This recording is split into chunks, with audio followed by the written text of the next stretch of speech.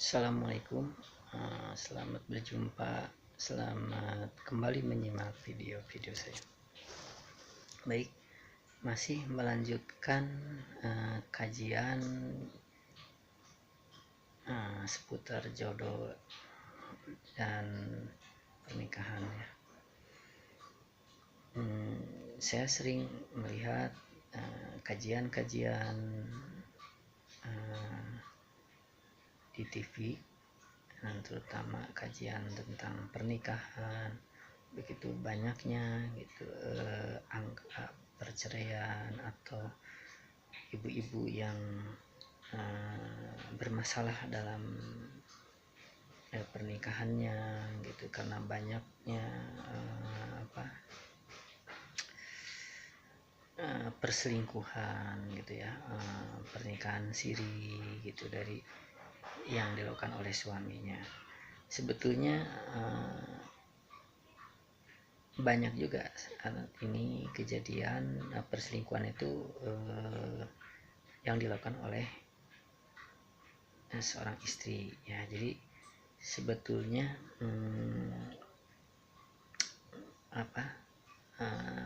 perselingkuhan itu tidak didominasi hanya para laki-laki atau suami ya, tapi banyak juga sekarang istri, ibu-ibu pun melakukan hal sama. Hanya bedanya jika lihat di permukaan, di kajian-kajian gitu, ibu-ibu itu lebih mudah gitu ya, untuk menyampaikan atau curhat atau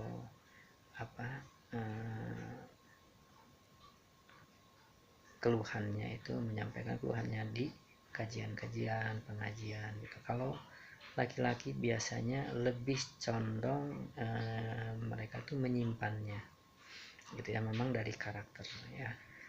Tapi di sini saya bukan mau membela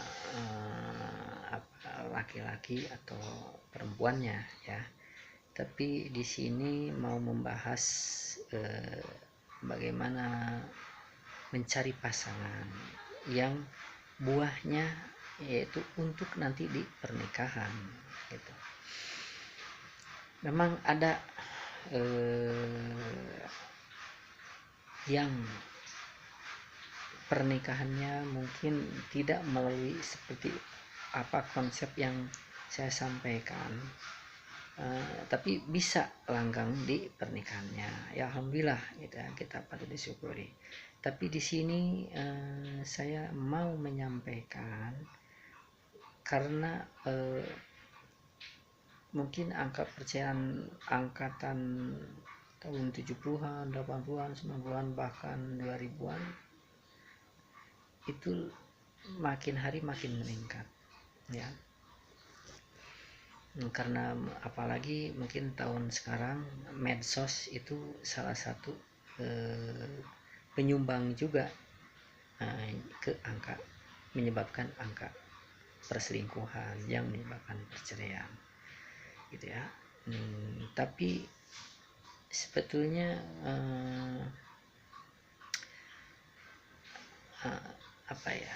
kajian ini atau ilmu dari Allah ini bersifat universal. Jadi kondisi zaman apapun seharusnya bisa menjadi benteng kegagalan pernikahan atau perceraian. Nah, seperti yang sudah saya sampaikan di bab jodoh, jadi memang banyak dilupakan itu pintu gerbangnya gitu. Dan saya melihat kajian juga banyak ustadz itu yang memberikan solusi setelah pernikahan ya, solusi-solusi yang setelah pernikahan. Tapi sedikit sekali ustadz yang menyampaikan kajiannya itu pra pernikahan gitu. Jadi ya disinilah saya menambahkan gitu ya, menambahkan ustaz-ustaz yang sudah menyampaikan solusi-solusi pasca pernikahan sehingga mencegah perceraian atau mengurangi angka perceraian. Tapi di sini mungkin saya lebih banyak ke membahas bagaimana membentengi angka perceraian atau pra pernikahannya ini gitu. Jadi pintunya adalah supaya ke depan bisa mengurangi gitu ya angka perceraian atau para ibu-ibu wanita yang tersakiti gitu ya gitu. Dan sebaliknya juga mungkin para pria atau suami yang sama juga tersakiti, maka kedua belah pihak, baik laki-laki atau perempuan, baik calon suami atau istri, maka harus prepare, persiapan di awal gitu ya. Di awal tuh maksudnya pra pernikahannya. Jadi apa yang harus disiapkan? Ya pertama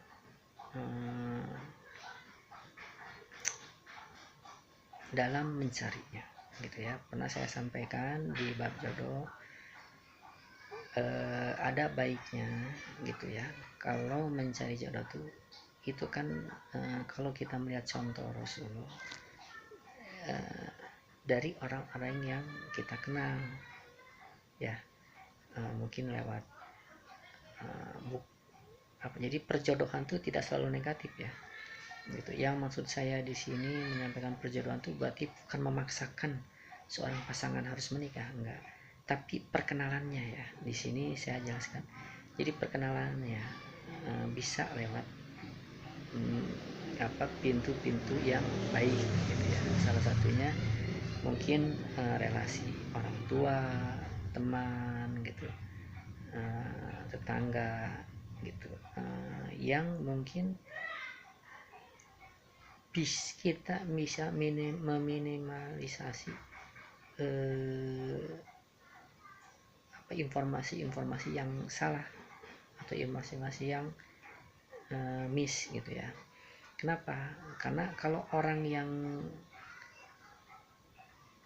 dikenal itu mungkin lebih banyak lah ya, lebih banyak tahu dibanding kalau kita berkenalan dengan orang yang tidak kenal gitu ya. Itu salah satunya. Kedua juga syarat-syarat gitu yang harus terpenuhi, karena bagaimanapun juga kan selain tadi jodoh itu lewat tadi yang perkenalan dengan dari orang-orang yang terdekat ya, diperkenalkan dari orang-orang yang dikenal yang terdekat. Kedua juga harus ada rasa suka gitu ya. Makanya tidak salah juga kan kalau bilang pandangan pertama ya, kalau cinta itu pandangan pertama. Jadi rasa suka itu tetap harus ada gitu, karena ini orang baik tapi kita kalau tidak suka ya juga bisa menyebabkan perceraian gitu ya.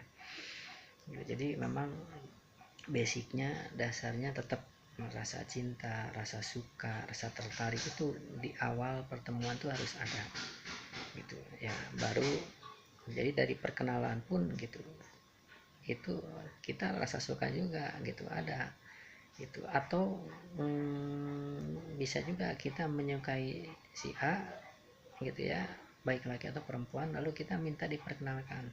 Seperti contohnya Ibunda Siti Khadijah ya, pada saat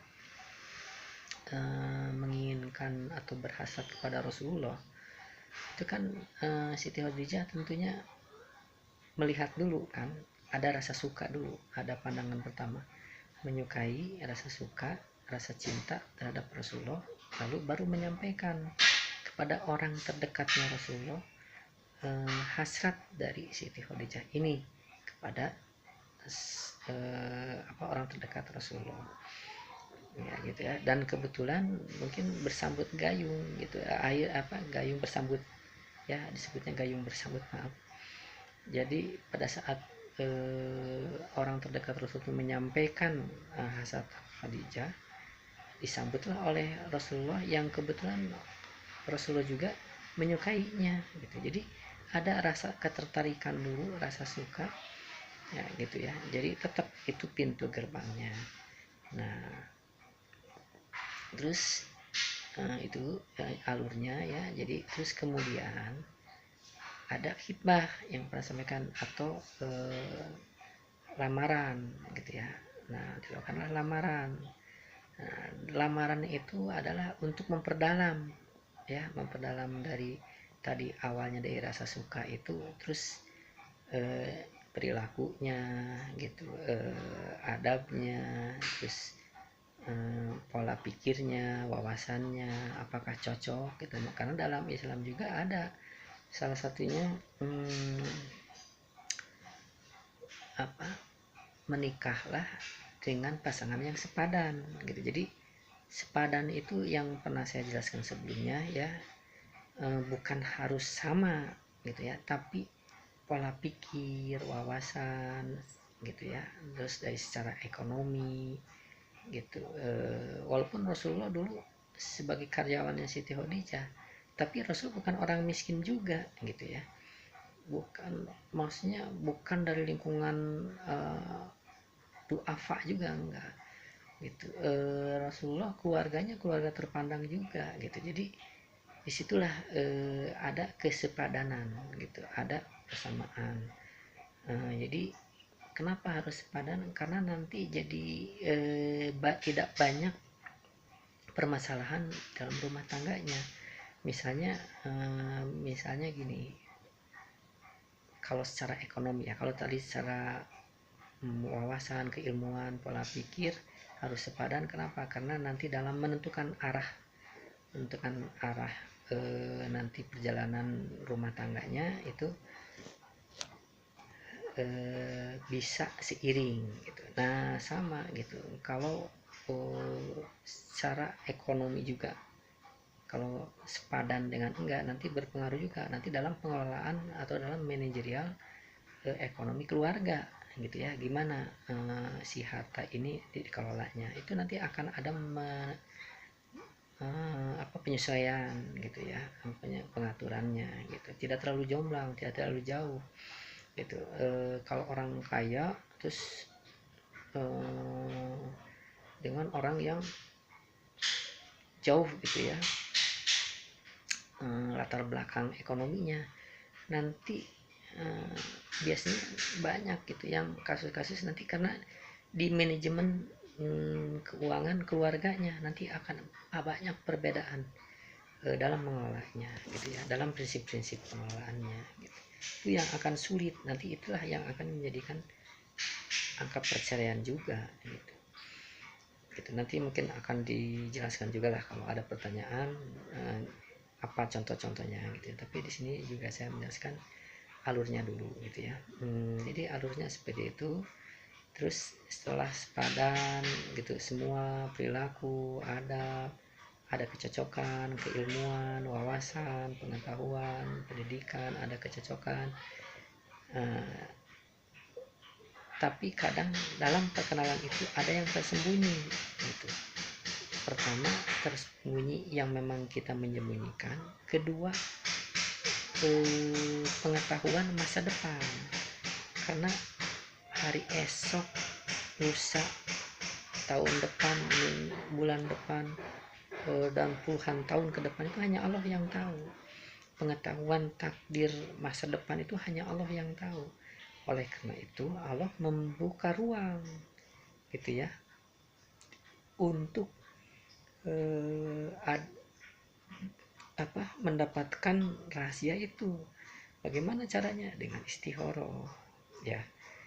Ini banyak gitu, saya lihat di kajian-kajian kalau ada di TV-TV itu ya, saya tidak bisa menyebutkan TV channel apanya, tapi mungkin kalau di hari Sabtu suka ada kajian-kajian yang curhat dari ibu-ibu mengenai pasangannya gitu ya, sehingga menyebabkan perceraian.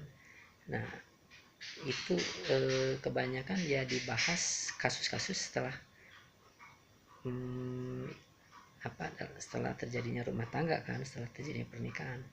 Tapi sedikit sekali gitu ustadz yang tidak memberikan contoh pengetahuan tadi kegagalan rumah tangga itu untuk yang belum rumah tangga, memberikan informasi alur yang baik gitu supaya kenapa supaya tidak terjadi perceraian, tidak terjadi lagi dampak buruk itu pada ibu-ibu yang lainnya, calon-calon ibu yang lainnya, atau calon-calon pasangan yang lainnya gitu, yang sebelum menikah ya, maksud saya calon-calon ibu rumah tangga atau bapak rumah tangga ya, atau yang berumah tangga gitu. Jadi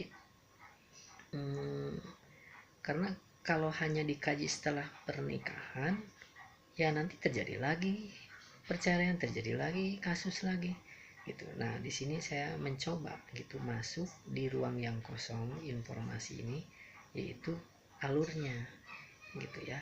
Maka bagi yang mau menikah tadi ya gitu, alurnya seperti itu. Misalnya kita berkenalan dari orang yang kita kenal, kedua ada hitbah gitu ya, ada lamaran gitu ya, yang untuk proses lamaran itu supaya lebih mengkaji lagi, memperdalam lagi gitu sebelum pernikahan tuh ya,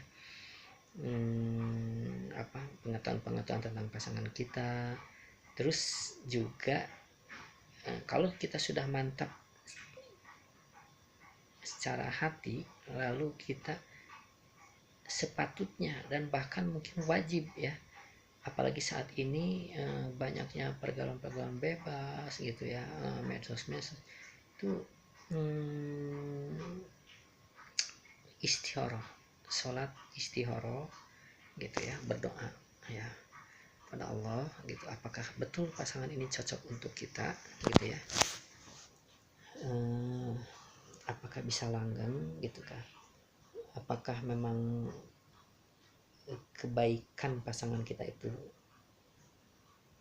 betul-betul sudah semua terbuka ya, tidak ada yang disembunyikan gitu. Terus berikutnya dari doa itu harapannya kalau sudah meminta kepada Allah maka semua permasalahan di rumah tangga itu bisa diselesaikan dengan baik gitu. Karena tidak mungkin ya dalam hidup itu kita tidak ada masalah, pasti ada lah ya permasalahan setelah rumah tangga gitu ya, yang bisa menyebabkan perceraian juga. Tapi minimal gitu, kalau kita sudah istihoroh maka permasalahan-permasalahan yang datang nanti setelah rumah tangga insya Allah bisa diselesaikan tanpa harus perceraian gitu ya. Jadi harapannya itu gitu. Nanti mungkin jadi pintu gerbangnya itu, jadi poin utamanya itu di istihoroh ya, di doa gitu ya, doa, permintaan doa gitu. Kenapa istihoroh? Karena dalam istihoroh itu kita minta dipilihkan jodoh kita itu baik masa kini dan untuk masa akan datang gitu.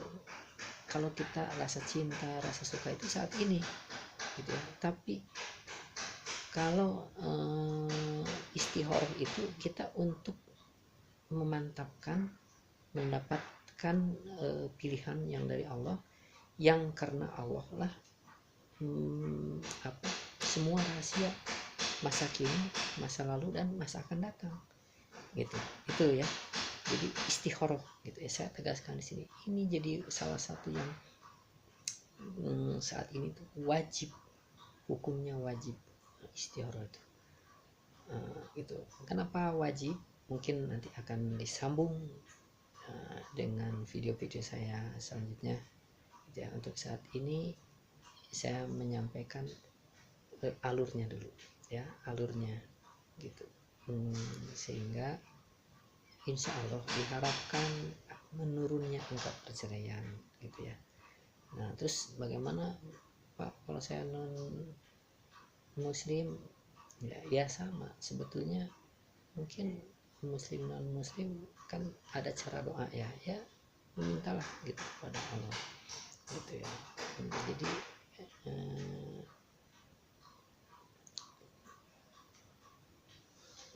karena pengetahuan manusia dan sang pencipta itu beda ya, gitu ya. Demikian kami sampaikan, wassalam.